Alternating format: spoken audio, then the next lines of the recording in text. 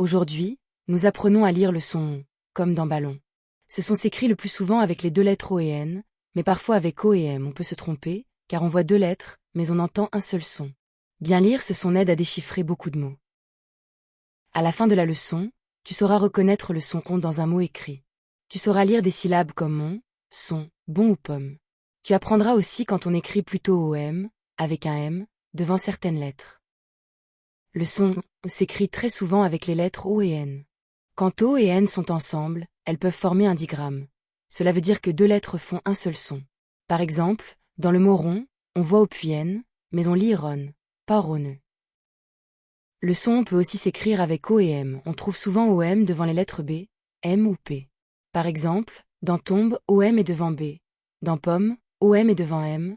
Dans compter, OM est devant P. On lit toujours le même son.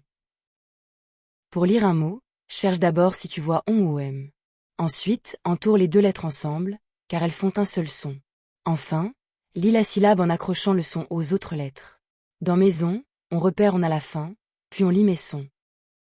Premier exemple, le mot bon. Je vois la lettre B, puis le groupe ON.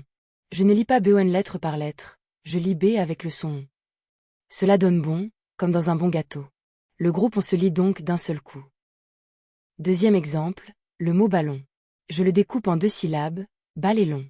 Dans la deuxième syllabe, je vois ON. Je lis donc long, puis je colle les deux morceaux, ballon. Le mot ballon contient bien le son ON à la fin. Troisième exemple, le mot compter. Ici, le son ON s'écrit OM, avec un M. Pourquoi? Parce que le groupe est placé devant la lettre P.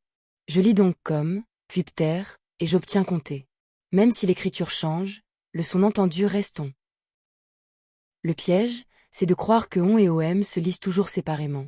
Dans bon, on ne prononce pas le O puis le N, on entend un seul son. Il faut aussi retenir que OM apparaît souvent devant B, M ou P, mais il se lit comme ON. Premier exercice. Lis les syllabes suivantes, mon, son, long, ron. Cherche bien le groupe ON dans chaque syllabe, puis lis-le comme un seul son. Mets la vidéo en pause et essaie.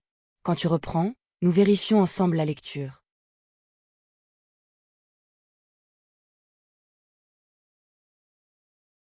Correction, on lit mon, son, long, ron. Dans chaque syllabe, les lettres O et N forment le son ON. On accroche simplement la consonne du début, M avec on donne mon, S avec on donne son. La règle est la même pour long et ron. Deuxième exercice. Lis ces mots, ballon, mouton, chanson.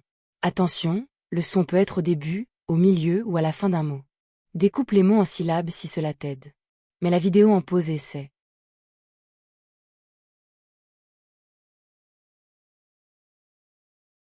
Correction, on lit ballon, mouton, chanson. Dans ballon, le son est à la fin, ballon.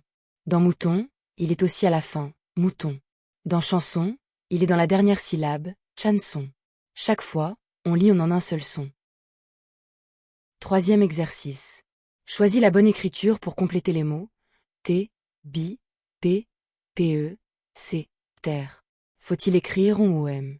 Regarde bien la lettre qui vient juste après le son. Mets la vidéo en pause et essaie.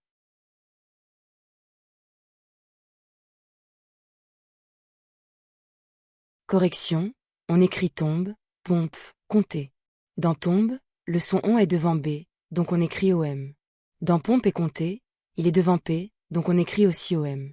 On entend le même son ON, mais l'écriture devient OM devant B, M ou P.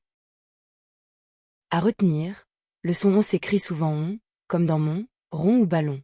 Il peut aussi s'écrire OM, surtout devant B, M ou P, comme dans tombe, pomme et compter.